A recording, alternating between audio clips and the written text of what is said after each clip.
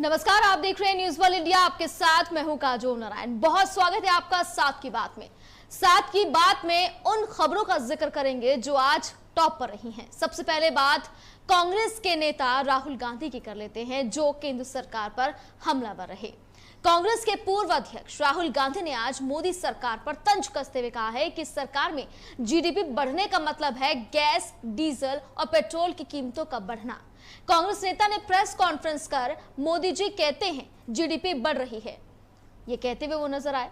वित्त मंत्री कहते हैं जीडीपी का प्रोजेक्शन ऊपर की ओर है।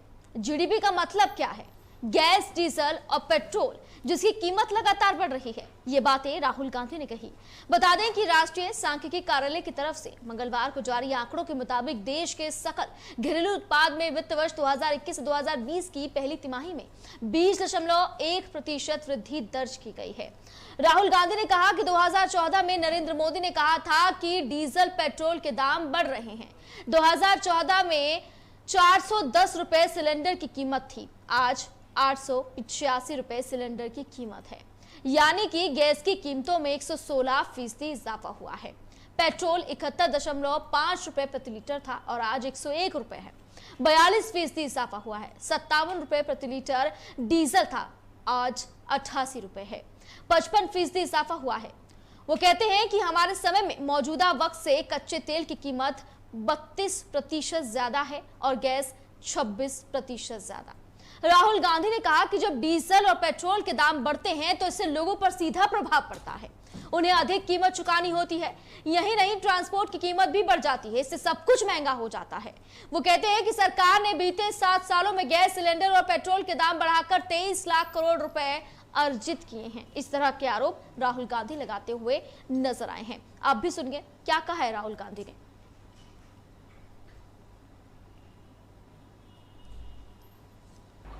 मोदी जी कहते रहते हैं कि जीडीपी बढ़ रही है।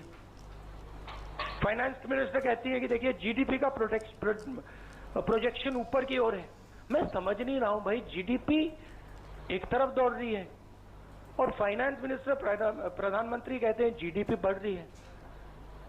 फिर बात मुझे समझ आई जब हमने यूपीए ने ऑफिस छोड़ा।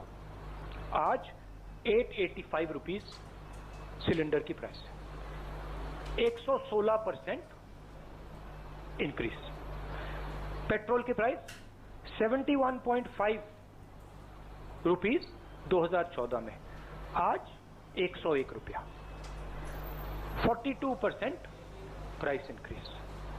57 रुपीज डीजल, 88 रुपीज आज, 55%, 55% इंक्रीज। तो तस्वीरें आप देख रहे हैं। राहुल गांधी ने केंद्र सरकार पर निशाना साधा है बढ़ती महंगाई को लेकर। आपको बता दें कि पिछले कई महीनों से लगातार जो गैस सिलेंडर है उसके दाम में वृद्धि हो रही है। पेट्रोल और डीजल की कीमतें लगातार बढ़ती जा रही हैं। जो खाद्य पदार्थ हैं उनकी भी कीमतों में लगातार इजाफा हो रहा है, जिसको लेकर कांग्रेस लगातार केंद्र सरकार को घेरती हुई नजर आ रही है। और आज राहुल गांधी ने एक प्रेस कॉन्फ्रेंस करके केंद्र सरकार को आड़े हाथों लिया है। दरअसल उनका कहना है कि जब भी मोदी सरकार ये कहती है कि आने वाले समय अच्छा होगा, आगे अच्छे दिन आएंगे, तब इसका मतलब है कि महंगाई और ज्यादा बढ़ने जा रही है। राहुल गांधी ने कहा है कि बढ़ती महंगाई का असर सीधे तौर पर जनता की जेब पर पड़ता है। अंशु अवस्थी कांग्रेस प्रवक्ता हमारे साथ फोन लाइन पर जुड़ गए हैं। अंशु जी, न्यूज वर्ल्ड इंडिया में सबसे पहले आपका बहुत स्वागत है। अंशु जी, लगातार महंगाई बढ़ रही है, राहुल गांधी खुद प्रेस कॉन्फ्रेंस कर रहे हैं, केंद्र सरकार पर हमलावर हैं। क्या जब यूपीए सरकार थी तब महंगाई नहीं थी, या तब जनता त्रस्त नहीं थी, या तब जनता परेशान नहीं थी? नहीं, मुझे आप बताइए कि इसी भारतीय जनता पार्टी के नेता और सांसद विधायक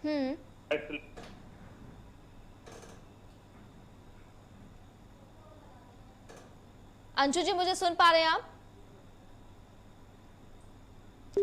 तो अंशु जी तक हमारी आवाज नहीं पहुंच पा रही है, दोबारा से संपर्क साधने की कोशिश करेंगे। फिलहाल ये जानकारी आपको दे दें कि कांग्रेस लगातार केंद्र सरकार को घेरती हुई नजर आ रही है। बढ़ती महंगाई को लेकर प्रियंका गांधी भी लगातार ट्वीट करती रहती हैं और आज तो राहुल गांधी ने प्रेस कॉन्फ्रेंस करके इस मुद्दे को उठाया है और प्रधानमंत्री नरेंद्र मोदी पर उन्होंने निशाना साधा है। उनका कहना है कि जब हमारी सरकार थी तब जो चीजों के रेट हैं वो कम थे, लेकिन अब कीमतें लगातार बढ़ती जा रही हैं। इस कोरोना काल में वैसे ही आम जनता पूरी तरह से परेशान है। लगातार महंगाई बढ़ रही है जिससे आम जनता और ज्यादा परेशान होती हुई नजर आ रही है। तो बढ़ती महंगाई को लेकर कांग्रेस पहले भी प्रदर्शन कर चुकी है। देश भर में कांग्रेस ने प्रदर्शन किया है और अब भी राहुल गांधी निशाना साधते हुए नजर आ रहे हैं। लेकिन सवाल यह है कि आम जनता इस पूरी तरह से इस समस्या से त्रस्त है, बढ़ती महंगाई से त्रस्त है, क्योंकि पेट्रोल और डीजल के दाम लगातार बढ़ते जा रहे हैं। इसके अलावा जो गैस सिलेंडर के दाम हैं वो भी बढ़ते जा रहे हैं। अंशु अवस्थी एक बार फिर हमारे साथ जुड़ गए हैं। अंशु जी, सवाल मेरा यह था कि कांग्रेस लगातार केंद्र सरकार को घेर रही है बढ़ती महंगाई को लेकर। क्या आप अगर सत्ता में आते हैं, आप पुरजोर कोशिश तो कर रहे हैं सत्ता में आने की, तो क्या ये महंगाई कम होगी? देखिए, सरकार की गलत नीतियों की वजह से महंगाई दिन पर दिन बढ़ती जा रही है। कौन सी गलत नीतियां हैं, क्या मुझे समझा सकते हैं? बिल्कुल, मैं जवाब दे रहा हूं जी।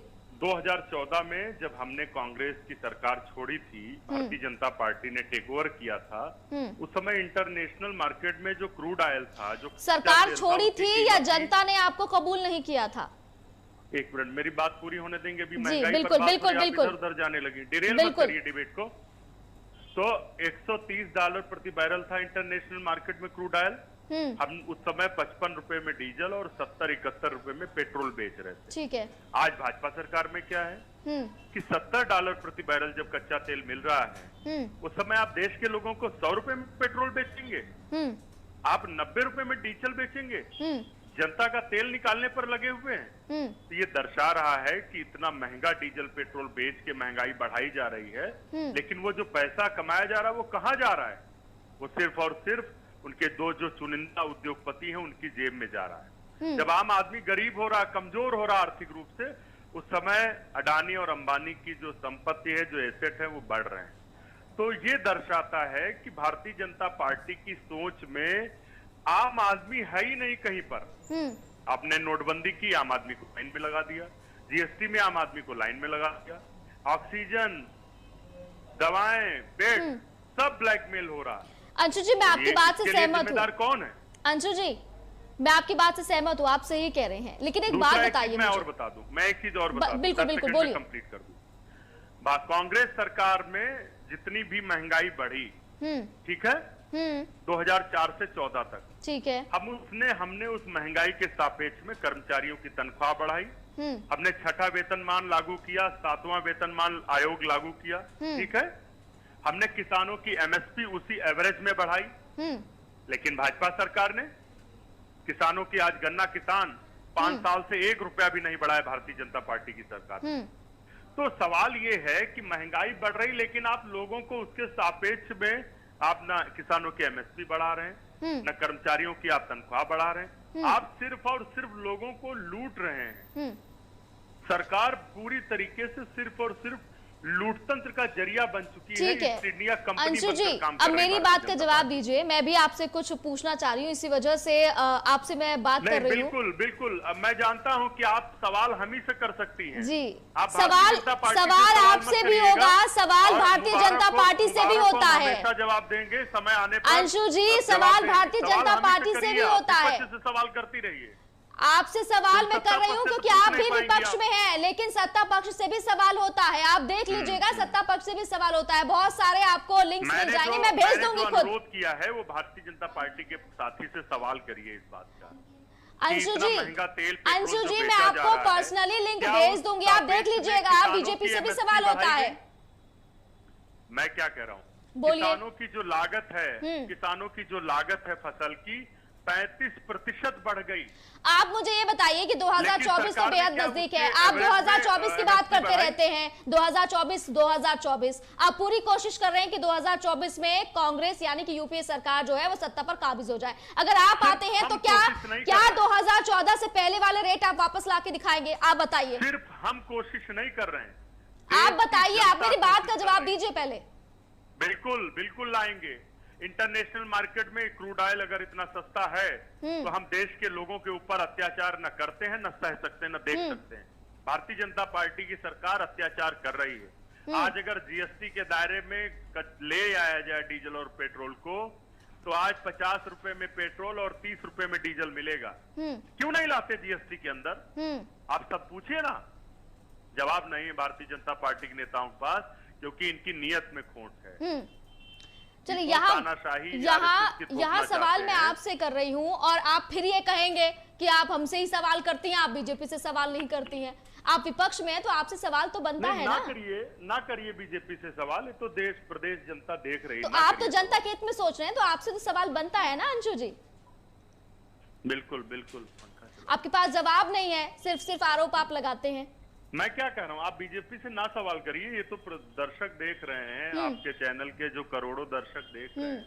आप हमसे करिए, हम जवाब देंगे, लेकिन हम अनुरोध करते हैं जो हमने कहा उसका जवाब भारतीय जनता पार्टी। बिल्कुल मैं जवाब लूंगी, बस आप मुझे एक बार न्यूज़ वर्ल्ड इंडिया पर यह बता दीजिए कि अगर आपकी सरकार आती है 2024 में, तो आप क्या 2014 से पहले वाले रेट लाकर दिखाएंगे, चाहे वो गैस सिलेंडर के हो, चाहे वो पेट्रोल के, डीजल के हो? वाले ही रेट नहीं, जितना और क्रूड ऑयल कम होगा हम और उतना सस्ता पेट्रोल डीजल बेचेंगे। देख लीजिए, आप एक टीवी चैनल पर देंगे, एक टीवी चैनल पर आप ये कबूल कर रहे हैं। बिल्कुल कबूल नहीं कर रहे हैं, ये दावे से कह रहे हैं, डंके की चोट पर कह रहे हैं। चलिए ठीक है, बहुत शुक्रिया अंशु जी। सरकार में 50 रुपए में पेट्रोल मिल सकता है, ठीक है, 30 रुपए में डीजल मिल सकता है, ठीक है। सरकार और मोदी जी की नीयत नहीं कि आम जनता का फायदा हो।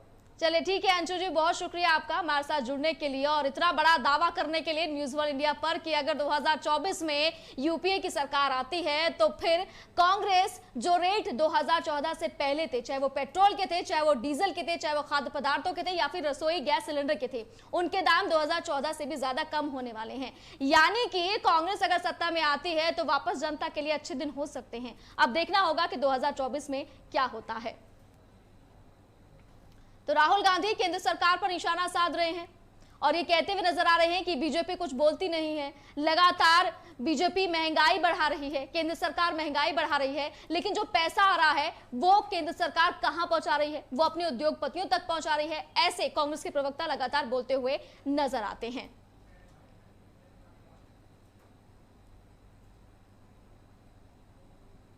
वहीं कतर में तालिबान नेता के साथ भारतीय राजदूत की पहली बार औपचारिक मुलाकात मंगलवार को हुई, जिसको लेकर भारत में बवाल छिड़ गया। सरकार की तरफ से खुद इस बारे में जानकारी देते हुए कहा गया है कि इस दौरान अफगानिस्तान में फंसे भारतीयों की सुरक्षा और उनकी वापसी पर चर्चा की गई। इस बीच तालिबान के साथ बात करने को लेकर सरकार और विपक्षी दलों के निशाने पर आ गई है। विपक्ष अब इसे मुद्दा बनाकर सरकार से सवाल पूछ रहा है। नेशनल कॉन्फ्रेंस के नेता उमर अब्दुल्ला ने कहा है कि बुधवार को सरकार ये बताए कि क्या वो तालिबान को एक आतंकी संगठन मानती है या नहीं। ऐसे सवाल सपा के जो सांसद हैं एसटी हसन वो भी पूछ चुके हैं। अमर ने कहा कि अगर वो आतंकी समूह है तो फिर क्या आप उसके साथ बात कर रहे हैं और क्यों कर रहे हैं? अगर आप उसे आतंकी संगठन नहीं मानते तो संयुक्त राष्ट्र जाएं और वहां से उसे आतंकी संगठन की लिस्ट से हटवाएं। पहले अपना मन बना ले। इससे पहले विदेश मंत्रालय ने मंगलवार को कहा है कि कतर में भारतीय दूत दीपक मित्तल ने तालिबान नेता एसएम अब्बास इस्तानकईजे से मुलाकात की। इस दौरान सुरक्षा अफगानिस्तान से भारतीयों की जल्द वापसी पर चर्चा की गई है। विदेश मंत्रालय ने बताया कि तालिबान के पक्ष से अनुरोध के बाद यह बैठक दोहा स्थित भारतीय दूतावास में हुई। दोनों के बीच अफगानिस्तान में फंसे भारतीयों को लेकर चर्चा हुई है। दरअसल चर्चा ये हुई है कि वहां पर जो भारतीय फंसे हैं उन्हें कैसे वापस बुलाया जाए। भारत किस तरह से वहां सुरक्षित महफूज अपने आप को कर रहे हैं या नहीं कर रहे हैं। जितने भी भारतीय वहां पर हैं, भारत चाहता है कि भारतीयों को वापस जल्द से जल्द लाया जाए, क्योंकि भारत तालिबान पर भरोसा नहीं करता। लेकिन विपक्ष को यह शायद मंजूर नहीं हुआ। विपक्ष को यह अच्छा नहीं लगा कि यह मुलाकात हुई। इस वजह से विपक्ष जो है केंद्र सरकार पर हमलावर है। इसके साथ ही भारतीयों की सुरक्षा को लेकर भी चर्चा की गई है। विदेश मंत्रालय ने आगे कहा है कि अफगानिस्तान में फंसे भारतीय नागरिकों की सुरक्षा और उनकी फौरन वापसी पर चर्चा केंद्रित रही। अफगान नागरिकों, खासकर अल्पसंख्यकों जो भारत आना चाहते हैं, उनको लेकर भी चर्चा की गई। भारतीय राजदूत मित्तल ने अफगानिस्तान की धरती का इस्तेमाल भारत के खिलाफ न करने का मुद्दा भी उठाया। उन्होंने कहा कि किसी भी तरह से आतंकवाद को समर्थन देने वाली किसी भी गतिविधियों का अफगानिस्तान की धरती से समर्थन नहीं मिलने वाला। विदेश मंत्रालय ने बताया कि तालिबान के नेता ने इस बात को लेकर भारतीय राजदूत मित्तल को आश्वस्त किया है कि इसे सकारात्मक तरीके से हल किया जाएगा। अभी तो तालिबान पूरी तरह से भारत के साथ दोस्ती की बातें कर रहा है, दोस्ती दिखा रहा है, लेकिन तालिबान पर भरोसा नहीं किया जा सकता। अमेरिका की वापसी पूरी तरह से अफगानिस्तान से हो चुकी है, जिसकी कई तस्वीरें सामने आ चुकी हैं सोशल मीडिया पर भी, और तालिबानी जो लड़ाके हैं वो इसका जश्न मनाते हुए भी लगातार सामने आए हैं। लेकिन अगर चर्चा हुई है तो फिर उसके बाद यहाँ पर जो भारत में विपक्षी दल बैठे हैं उनको ये नागवार गुजरा है और अब वो केंद्र सरकार पर भी हमलावर होते हुए नजर आ रहे हैं।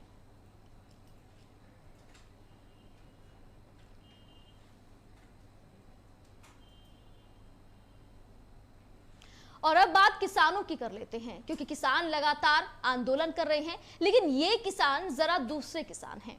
ये अपने मुआवजे को लेकर प्रदर्शन करते हुए नजर आ रहे थे। दरअसल नोएडा प्राधिकरण पर आज 81 गांव के किसानों के प्रदर्शन को देखते हुए पुलिस प्रशासन पूरी तरह से सतर्क रहा है।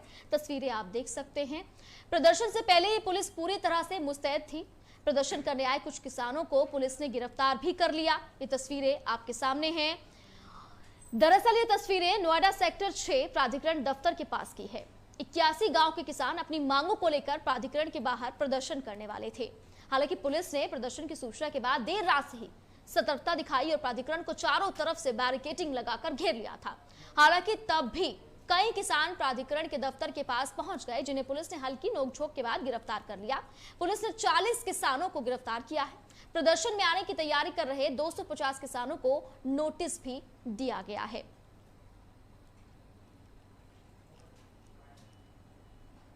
कि आज कुछ लोग यहाँ पर अथॉरिटी की तरफ जाने का प्रयास कर रहे थे। इनके बारे में सूचना मिली थी तो हम लोगों ने इनको आगाह भी किया था। ये बताया था कि अभी 144 इम्पोज्ड है, पेंडेमिक का सिचुएशन है, इसमें इतनी संख्या में आप लोग इकट्ठा मत होइए, इससे इन्फेक्शन फैलने का थर्ड वेव का खतरा बना हुआ है। लगातार कहने के बाद भी ये कोई भी बात नहीं मान रहे थे और अचानक कहीं कहीं से मतलब एक छिप करके यहाँ पहुँच गए हैं। और पहुँचने के बाद इन लोगों ने यहाँ पे पूरी की कानून व्यवस्था को ठप कर दिया। यहाँ पे पूरी सड़क को बाधित कर दिया, यातायात बाधित हो गई। तमाम इंडस्ट्रियल एरिया, यहाँ के तमाम लोगों को परेशानी हो रही है। हमारे इंडस्ट्रियल जो प्रोडक्ट्स है, ये प्रोडक्ट्स नहीं जा पा रहे थे। तमाम लोग कंप्लेन कर रहे हैं। एक अफरा तफरी का माहौल बना हुआ है। उसके बाद भी इनको मनाया गया कि आप लोग चले जाइए, उसके बाद भी नहीं माने। तो 81 गांव के किसान यहां पर प्रदर्शन करने की पूरी तैयारी में थे। तस्वीरों में आप देख सकते हैं महिलाएं भी शामिल हैं, लेकिन ये प्रदर्शन इन्हें करने नहीं दिया गया। पुलिस पूरी तरह से मुस्तैद थी। पुलिस के पास पहले से ही सूचना आ चुकी थी कि यहाँ पर किसान जो है बड़ी संख्या में प्रदर्शन करने वाले हैं। ऐसे में पुलिस ने मुस्तैदी दिखाई। चारों तरफ से जो यहाँ पर अथॉरिटी थी उसे बैरिकेडिंग से पूरी तरह से बंद कर दिया गया। किसी की भी वहां पर एंट्री नहीं थी, लेकिन कुछ किसान फिर भी वहां पहुंचे और उन्होंने अथॉरिटी में घुसने की कोशिश की। तो यहां पर पुलिस से किसानों की नोकझोंक भी हो गई। नोकझोंक के बाद करीब 40 से ज्यादा किसानों को हिरासत में भी लिया गया है। कई किसान घायल भी हुए हैं, हल्की फुल्की चोटें भी आई हैं। बस पे भरकर किसान आए थे। दरअसल ये किसान अपनी मांगों को लेकर यहाँ पर प्रदर्शन करना चाहते थे, लेकिन इन्हें प्रदर्शन करने से पहले ही रोक लिया गया है और बलपूर्वक उन्हें यहाँ से हटा दिया गया। 81 गांव बताए जा रहे हैं जिसके किसान थे, अपनी मांगों को लेकर यहाँ पहुंचे थे। हालांकि वो मांगे कौन सी हैं, क्या है, इसका अभी तक पता नहीं चल पाया है। पवन खटाना किसान नेता हमारे साथ फोन लाइन पर जुड़ गए हैं। पवन जी, सबसे पहले न्यूज वर्ल्ड इंडिया में आपका बहुत स्वागत है। जी नमस्कार जी। पवन जी, जो 81 गांव के किसान आज नोएडा अथॉरिटी सेक्टर 6 में जा रहे थे, जिन्हें पहले ही रोक लिया गया, क्या मांगी थी इनकी? देखो काजोल जी, मैं आपको ये बता दूं कि पिछले 45 साल से किसानों की समस्या है कि किसानों ने नोएडा को बसाने में अपनी अहम भूमिका निभाई है। बिल्कुल। उन्होंने अपनी जमीन दे करके इस विकास को कराया है। लेकिन नोएडा प्राधिकरण आज भी उनकी जो जमीन, आबादी की जमीन है, उसको गलत नजर से देख रहा है, उस पर गिद्ध की तरह नजर लगाए हुए है। उनके जो घर हैं, जिनको पुराने पुश्तैनी घर हैं, उनको वो अतिक्रमण बताते हैं और बार बार जाकर के उनको ध्वस्त करते हैं। इसी डर के साए में, पीले पंजे के डर के साए में हमेशा हमारे नोएडा का किसान जी रहा है और बार बार इस आंदोलन को लेकर के वो जाता है कि जब हमने आपको बसाने में पूरी अपनी जमीनें दे दी, तो जो कुछ हमारे लिए बची है, कम से कम उनको तो हम पर मेहर की जाए, वो हमारे लिए छोड़ी जाए। लेकिन ये क्या कोई नोटिस इन किसानों के पास कोई नोटिस पहुंचा है कि जहां पर वो रह रहे हैं वो अतिक्रमण है, उससे हटाया जाएगा? देखो, ऐसा है कि जिस जमीन को नोएडा प्राधिकरण अपनी जमीन बताता है, हमने उनको पहले भी पिछले 27 सितंबर को एक आंदोलन किया था, हम भी वहां पर गए थे और यहाँ पर जो नोएडा अथॉरिटी की सीईओ महोदया हैं, उनसे हमारी वार्ता हुई थी। हमने उनसे ये कहा था कि जिस समय पर नोएडा यहाँ पर आया था, छोटी आबादियां थी, लाल डोरे से बाहर का जो एरिया था, आपने तो लाल डोरा भी अधिग्रहण कर लिया, तो आप किस तरीका से उसकी आबादी बढ़ने की उस प्रक्रिया को अपनाएंगे, उसको आप देखते हुए उसको किस तरीका से लाभ दिया जा सके, उसको आप लाभ दीजिए। वो लाभ देने के बजाय आप उसको अतिक्रमण बताते हो। पवन जी, तो आप तो क्या मांगे हैं किसानों की? क्योंकि यहाँ पर प्रदर्शन तो नहीं करने दिया, किसानों को यहाँ से खदेड़ दिया गया है, कई किसानों को हिरासत में भी लिया गया है, क्या किसानों को छोड़ा गया है? ये तो प्रशासन की जो प्रक्रिया है ये गलत है। आंदोलनकारी को कभी भी ये नहीं करना चाहिए। उन्हें, वो आंदोलन करने के लिए आए थे, उनकी बात सुननी चाहिए थी। इस तरीका से अगर पुलिस से कोई, सरकार से कोई झगड़ा थोड़ी किया जाता है। भाई आप फोर्स लगाएंगे, लाठी चार्ज करेंगे, लेडीजों को उठा उठा करके लेके जाएंगे, तो ये गलत है और इसकी हम पूरी तरीका से घोर निंदा करते हैं कि वो अगर आए थे, वो आकर के बात करते, आप बैठ सुनते, उनकी क्या समस्या थी, उस समस्या का समाधान किया जाता। कोई आतंकवादी तो थे नहीं वो। तो अब आगे क्या कुछ कदम उठाएंगे आप पवन जी? ये तो आज पूरी तरह से प्रदर्शन नहीं करने दिया, किसानों को यहाँ से खदेड़ा गया, अब आगे क्या आप कदम उठाने वाले हैं? देखो, हमने बता दिया है, आज भी हमने फोन से बात की थी, नोएडा अथॉरिटी की सीईओ महोदया से भी बात हुई थी, एसीओ से भी बात हुई थी और जो प्रशासन है उससे भी बात हुई थी। अभी हम 5 तारीख की हमारी किसान महापंचायत है, आदरणीय टिकैत साहब के नेतृत्व में मुजफ्फरनगर में पूरे देश के किसानों का एक बड़ा सम्मेलन है। हमारा पूरा टारगेट पहले अब 5 तारीख की किसान महापंचायत पर है। हम महापंचायत करने के बाद नोएडा प्राधिकरण से 2-2 हाथ करने के लिए तैयार करेंगे। पहले हम वार्ता करेंगे, अगर वार्ता से हमारा समस्या का समाधान नहीं होता तो आंदोलन हम करेंगे और आर पार का आंदोलन करेंगे। इस आंदोलन करने के बाद प्राधिकरण को ये बता देंगे कि किस तरीका से आंदोलन होता है और इनको जितनी जेल खुलवानी है वो जेल खुलवाएं, जितनी लाठी चार्ज करवानी है उतनी लाठी चार्ज करें। हम इसमें मैदान में उतरेंगे और आर पार की लड़ाई लड़ेंगे। चलिए ठीक है पवन जी, बहुत शुक्रिया आपका न्यूज़ वर्ल्ड इंडिया के साथ जुड़ने के लिए। तो 81 गांव के किसानों ने यहां पर प्रदर्शन किया, लेकिन पुलिस पहले से ही अलर्ट नजर आ रही थी। ऐसे में प्रदर्शन को रोका गया है, कई किसानों को हिरासत में भी लिया गया है। इनका कहना है कि जहां हम रह रहे हैं, नोएडा जो प्राधिकरण है उसे अपनी जमीन बताता है, लेकिन वो उनकी जमीन नहीं है, क्योंकि पहले जब नोएडा पूरा बस रहा था तब किसानों ने अपनी तमाम जमीन इन्हें दी थी। हालांकि मुआवजा भी सरकार की तरफ से दिया गया था, लेकिन नोएडा प्राधिकरण अब भी कुछ जमीनें ऐसी हैं जिन्हें अपनी जमीन बता रहा है, लेकिन किसानों को कहना है कि वो जमीन उनकी नहीं है।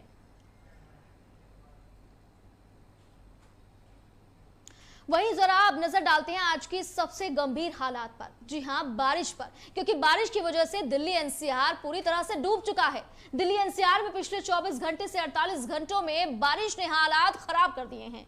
वहीं अब बिगड़ते हालात और मौसम को देखते हुए मौसम विभाग ने ऑरेंज अलर्ट भी जारी कर दिया है। जानकारी के अनुसार दिल्ली एनसीआर में आने वाले 24 घंटों में बारिश के लिहाज से ये भारी हो सकते हैं। विभाग के अनुसार इस दौरान तेज बारिश और कई इलाकों में जल भराव की समस्या आ सकती है, जैसे कि आज आई थी। आईएमडी के वरिष्ठ वैज्ञानिक आर.के. जैनमानी के अनुसार दिल्ली में पिछले 27 घंटों के अंदर 29 से 20 सेंटीमीटर बारिश हुई है। उन्होंने ये भी बताया कि पिछले 24 घंटों के दौरान दिल्ली में हुई बारिश 5वीं बार सबसे ज्यादा हुई बारिशों में से एक है। दरअसल उनका कहना है कि सितंबर महीने में इस साल हुई बारिश ने 19 साल का रिकॉर्ड तोड़ा है। उनके अनुसार अभी बारिश के 2 से 3 दौर और आ सकते हैं, जो कि मध्यम से तेज होंगे। यानी कि ये बारिश अभी थमने वाली नहीं है। वहीं सफदरजंग और लोधी रोड इलाकों में 11.2 सेंटीमीटर बारिश हुई है। गौरतलब है कि इससे पहले मौसम विभाग ने बुधवार को सुबह 6 बजे दिल्ली एनसीआर में मध्यम से भारी बारिश का अलर्ट जारी किया था, जो कि सही साबित हुआ। विभाग ने बारिश से निचले इलाकों और सड़कें जलमग्न होने के आसार जताए थे। साथ ही ये भी कहा था कि इससे प्रमुख सड़कों पर यातायात बाधित हो सकता है। नोएडा और गाजियाबाद में भी हालात खराब रहे। गाजियाबाद की तो हालत इतनी खराब थी कि गाड़ियां पूरी तरह से डूब रही थी। ऐसी ही तस्वीरें नोएडा की भी थी, आप देख ही सकते हैं। दिल्ली के अलावा तेज बारिश के कारण नोएडा और ग्रेटर नोएडा, गाजियाबाद के कई इलाकों में यातायात पूरी तरह से बाधित रहा। ग्रेटर नोएडा के गौर सिटी गोल चक्कर, नोएडा के डीएनडी फ्लाईओवर, परथला गोल चक्कर और यहाँ के कई अंडरपास में पानी भरने की वजह से काफी देर तक जाम लगा रहा। तेज बारिश की वजह से ग्रामीण क्षेत्रों में जलभराव और कई स्थानों पर बिजली गुल होने की भी खबरें आई। तो ये हालात थे आज दिल्ली एनसीआर के। कुछ घंटों की बारिश में दिल्ली एनसीआर पूरी तरह से डूबा हुआ नजर आ रहा है। लेकिन सवाल ये है कि आखिर किसने दिल्ली एनसीआर को डुबोया है, क्योंकि करोड़ों का बजट आता है, उसके बावजूद भी हालात जस के तस बने रहते हैं। अभी हम खड़े हैं एशिया की सबसे बड़ी मंडी आज़ादपुर मंडी के अंदर। होगा अगर आज़ादपुर मंडी की बात की जाए तो 2 दिन की बारिश ने जो यहाँ का हाल किया है वो अब आपके सामने है। यहाँ जो ड्रेन सिस्टम है वो बिल्कुल फेल हो चुका है और एपीएमसी जो यहाँ का रख रखाव करती है, जो साफ़ सफाई का सारा का सारा कार्य करती है, वो आप देख सकते हैं कि किस हद तक साफ़ सफाई का कार्य यहाँ पर एपीएमसी के जरिए किया जा रहा है। यहाँ पर फड़ों के ऊपर देखा जाए, यहाँ पर कोने कोने में पानी भर चुका है और पानी भरने तो चलिए ये हालात हैं दिल्ली में बारिश से। मंडियां पूरी तरह से डूब चुकी हैं, जिसमें मंडियों में रखा जो अनाज है, जो सब्जियां हैं, वो पूरी तरह से खराब होती हुई नजर आ रही हैं। आम जनता को भी काफी समस्याओं का सामना करना पड़ रहा है। साथ की बात में आज के लिए बस इतना ही। तमाम बड़ी खबरों के लिए आप देखते रहिए न्यूज़ वर्ल्ड इंडिया।